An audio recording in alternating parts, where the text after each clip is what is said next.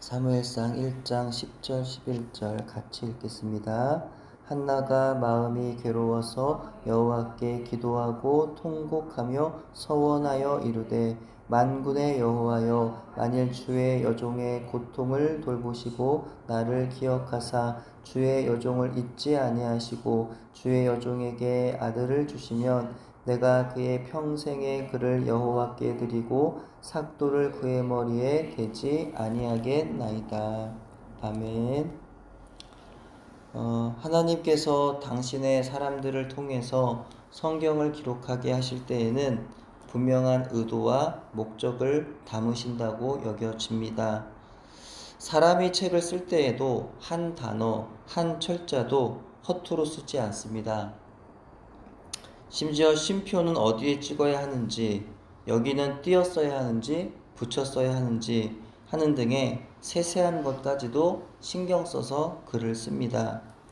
하물며 하나님께서 성경을 기록하게 하실 때에는 얼마나 세심하게 신경 써서 쓰게 하셨을까요?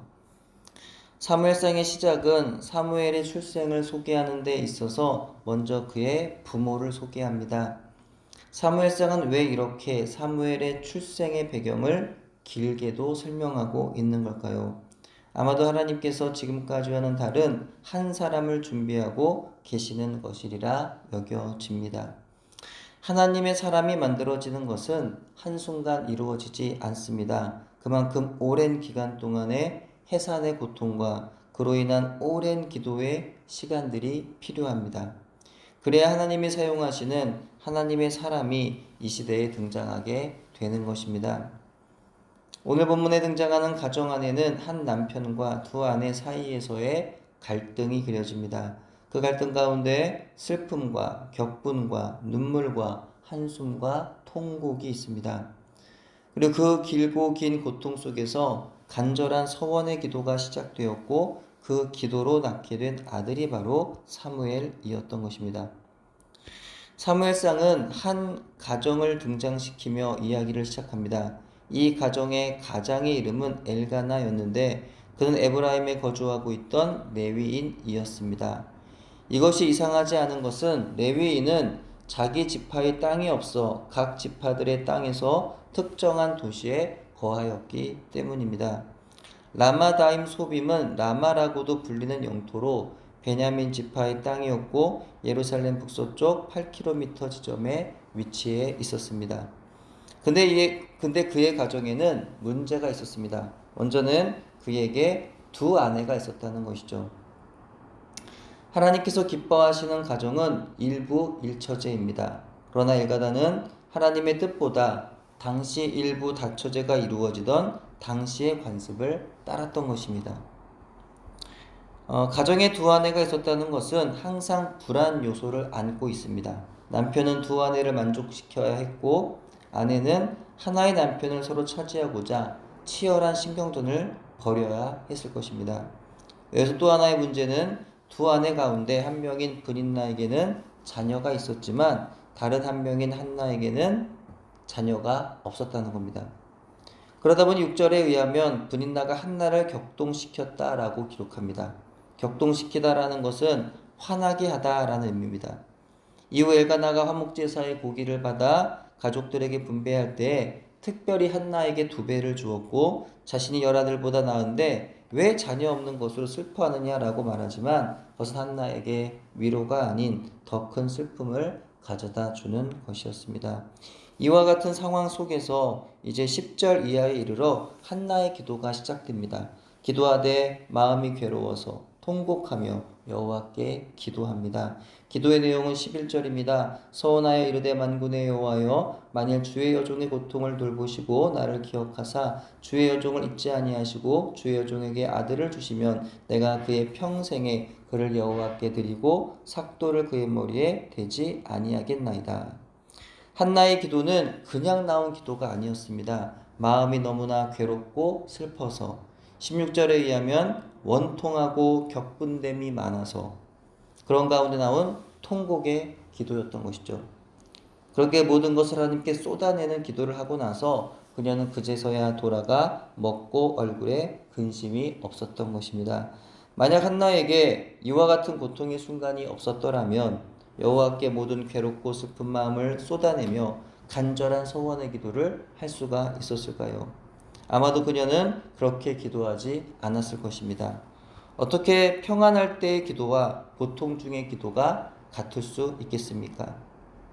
한나는 마음이 아파서 하나님께 눈물로 울며 기도했던 것이죠. 힘드니까, 아프니까, 슬프니까, 고통스러우니까 기도하게 되었다라는 겁니다.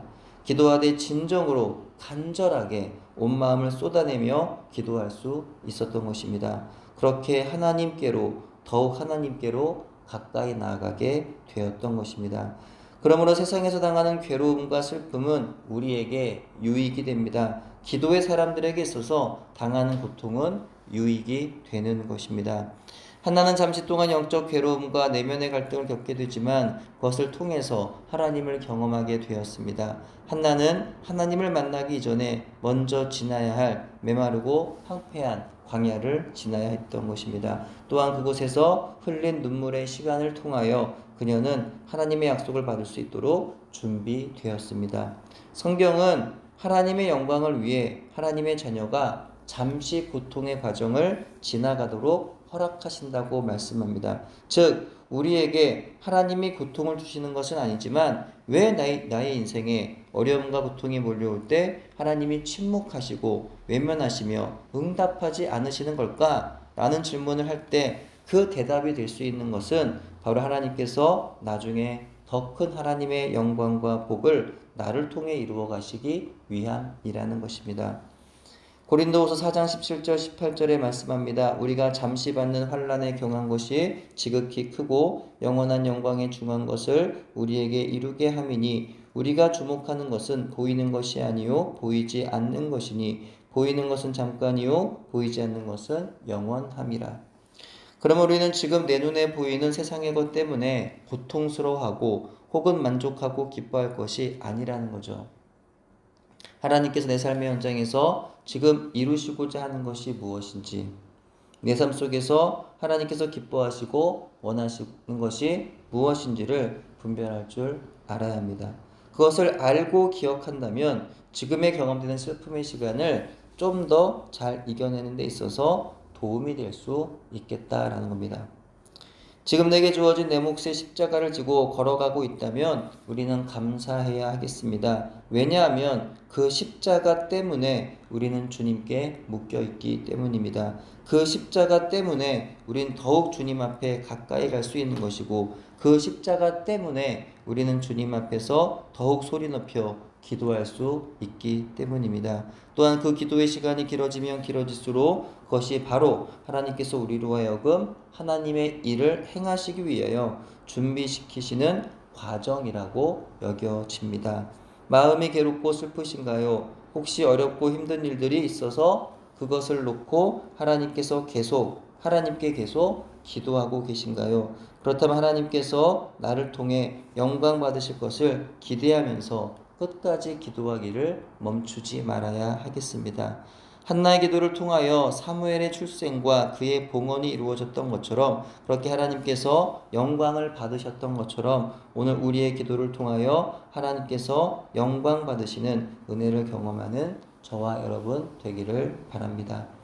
기도합니다. 하나님 감사드립니다. 오늘도 우리의 기도의 이 시간이 하나님께 영광이 되는 시간이 되어지기를 소망합니다. 하나님, 오늘의 기도가 단지 나의 어떤 고통스럽고 아프고 힘든 것들을 아뢰는 시간으로 끝나는 것이 아니라 그렇게 내 고통과 내 슬픔을 주님께 맡기고 주님께 아뢰며 기도할 때에 하나님 그 시간이 하나님께서 복되게 사용하시는 하나님이 나를 통해 영광을 이루시는 것을 또한 기대하면서 그렇게 인내하며 또 감사함으로 기도할 수 있는 이 기도의 자리가 되도록 인도해 주옵소서. 감사드리오며 예수님의 이름으로 기도합니다. 아멘.